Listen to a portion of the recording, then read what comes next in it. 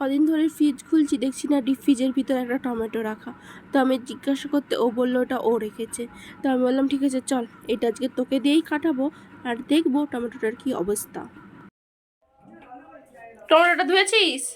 এবার কেটে নে, কেটে দেখ কাটা যাচ্ছে নাকি, কেটে দেখ কাটা যাচ্ছে নাকি।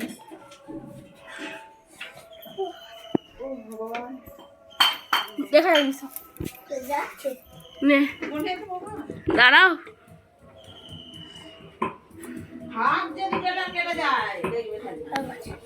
দেখি কেমন আছে। পুরোটা কাট, পুরোটা কাট। ডিপ ফ্রিজে তোর টমেটো রাখা, পুরো কেটে দেখা।